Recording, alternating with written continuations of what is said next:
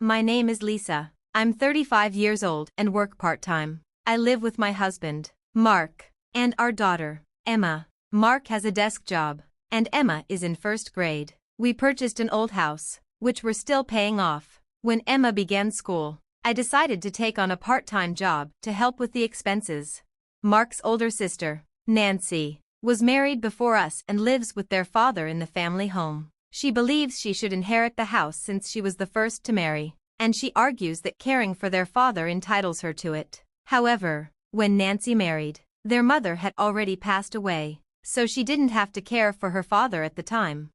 The house where Mark's parents live is massive. I was taken aback when I first saw it before we got married. The grand entrance, with its elaborate gate and expansive grounds, made me question whether Mark's family was wealthy. But when Mark and I were dating, he didn't come across as being rich. The sight of his parents' large estate was unexpected. Mark explained that his family had once been affluent, but they had fallen on hard times. He laughed, saying that even though his grandparents' house was large, it was old and uncomfortable. He also mentioned that despite their current financial situation, his parents' house was still in a nice neighborhood.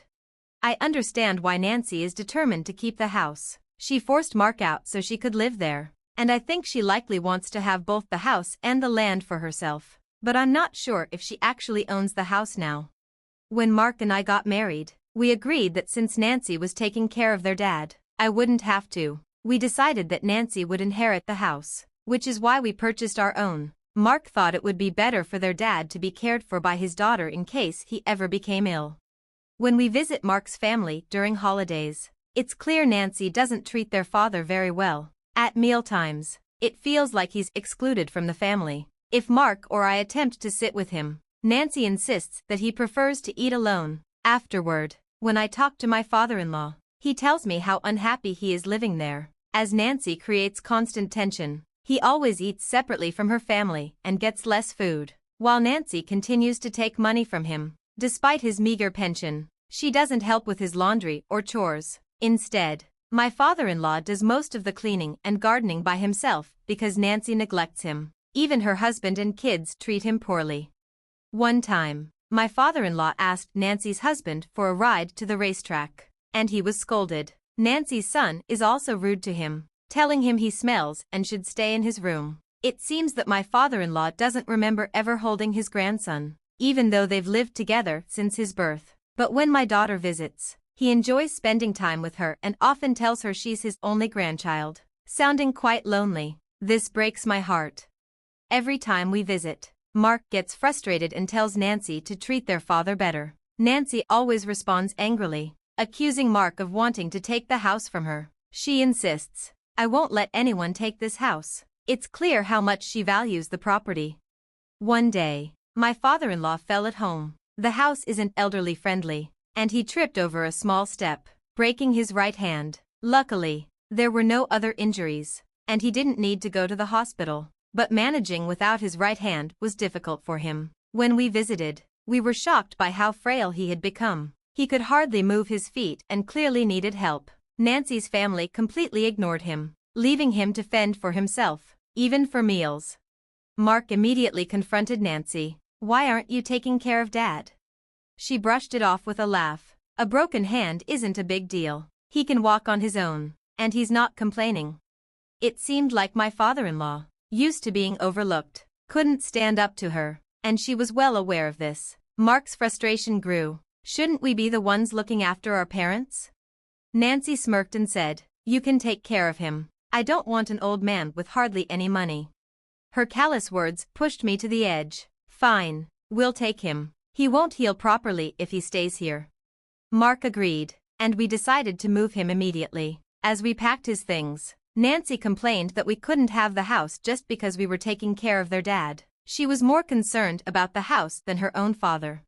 Mark ignored her complaints. "Don't worry, I've already bought a house. I don't need this one. You can do whatever you want with it." Nancy seemed relieved, but, even as we packed, she and her husband rummaged through my father-in-law's belongings, looking for anything valuable. When my father-in-law came to stay with us, he seemed much happier, playing with my daughter. He was like a new person. We gave him a spare room, though we hadn't prepared it with handrails yet due to the rush. I'll install handrails later, I promised, feeling bad about the situation. To my surprise, my father-in-law apologized. I'm sorry for making you worry. Do you think $200 million will be enough to take care of me and my horses? I laughed at first. Horses, I chuckled. Taking care of you will probably cost more. But when I saw how serious he was, I realized he wasn't joking. Does it really cost that much to take care of someone? All I have left is $200 million. I panicked. $200 million is more than enough. That's actually too much. We later discovered that he owned racehorses and significant assets he had hidden, wanting to avoid his children fighting over them. When I brought up the idea of making changes to the house, hoping it might provoke their demands, my husband chose that moment to tell me about his father's wealth and his horses. With a reassuring tone, he said to his father, I don't know the costs of maintaining horses, but if you've got $200 million, you should be fine. We'll take care of your expenses, so no need to worry. His words calmed me as well. After checking with the person who had managed the horses, we confirmed there wouldn't be any issues, and we decided to let the horse matter go for the time being. Knowing that my father-in-law was wealthy changed my perspective on him. I couldn't help but think his daughter, who had forced him out despite his affluence, would regret it when she found out. The idea of her regret gave me some satisfaction. Since my father-in-law moved in, our lives had taken a new turn. Between managing my part-time job and caring for him, things were busy, but with my husband's help, we managed. Having my father-in-law at home gave my daughter a new companion, and he seemed to be doing better. His walking had improved, and even though the home modifications weren't finished, he was able to walk with a cane at a slow pace. Despite his hand still healing, he was practicing eating with his left hand. Back in his old home, he hardly moved because his nephew would complain whenever he left his room. Even when he tried to visit the racetrack, his son-in-law showed irritation. That inactivity likely contributed to his muscle weakness and the fall that followed. On sunny days, he enjoyed going on walks with my daughter. I'd been so focused on his recovery that I hadn't paid much attention to my sister-in-law. However, 3 months after his move, she called, clearly upset. Is Dad there? If he is, get him on the phone immediately. At that moment, my father-in-law was out walking with my husband and daughter. When I told her that, her anger only grew. You knew, didn't you? You knew the house was rented. That's why you took Dad, to cause trouble for us. I was confused by what she said. She seemed to be suggesting that their house was rented, but she had always boasted that it was theirs, even if it was in my father-in-law's name. The idea of it being rented didn't make sense. As I struggled to respond, my sister-in-law grew more irate. A man claiming to be the landlord of our family home showed up, saying I'm behind on rent and need to pay or leave. I was even more confused. Shouldn't the landlord of their house be my father-in-law? Did he go to collect rent from her? Just then, my father-in-law returned, so I quickly explained the situation and handed him the phone. With a hint of frustration, my father-in-law spoke to the daughter who had thrown him out. When you told me the house was rented, the truth is, the house was owned by the company where my father was the CEO. I've been paying the rent until you kicked me out. He sounded cold, and my sister-in-law, sensing his anger, yelled into the phone. I didn't know anything about this. I'm coming over right now, so wait for me.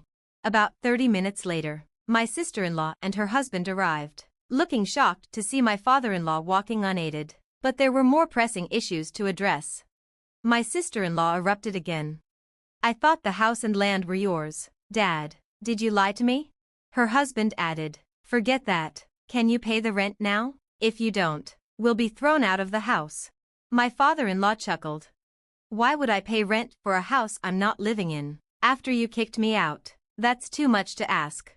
Unable to respond to his reasonable point, my brother-in-law went quiet. This time, my sister-in-law spoke again. Did you plan this from the start, Dad? You seem so much more energetic now, even though you pretended to be injured. I intervened to address her bizarre claim. He's been doing rehabilitation exercises every day, working on walking and practicing with his left hand for eating. My father-in-law added, supporting my explanation. Honestly, being kicked out by you guys turned out to be a blessing. Since moving in with Mark, we all eat together, and I don't feel like I'm a burden. At this, My sister-in-law and her husband went silent, their faces stiff with frustration. Then, right on cue, my daughter came in and unknowingly revealed my father-in-law's true situation. "Grandpa, your horse is going to race in the next race, right?" My father-in-law smiled and replied, "Yes, it'll be racing this Sunday. Why don't we all go watch it?" My daughter ran off excitedly, but my sister-in-law and her husband seemed to grasp the gravity of what had just been said. They quickly turned to my father-in-law. "Wait, Dad, do you own a horse? Are you a horse owner?" With a smug look, my father-in-law replied, "I kept quiet because I knew if I mentioned money, you'd come after it, and I also knew bringing up the horses would make your husband frown." His demeanor shifted from light-hearted to serious, his gaze was piercing, and his words slow and deliberate. "I no longer see someone like you, who disrespects her own father, as my daughter. I knew you only came to me for the inheritance." Shocked by his words, my sister-in-law stood frozen. And with the final blow, my father-in-law declared, "You won't get a single penny from my inheritance." At this, my sister-in-law seemed to lose her composure. Stumbling back, her husband, who had been trying to support her, looked defeated and left the room. Thanks for watching. See you again in the next video. Stay stunned.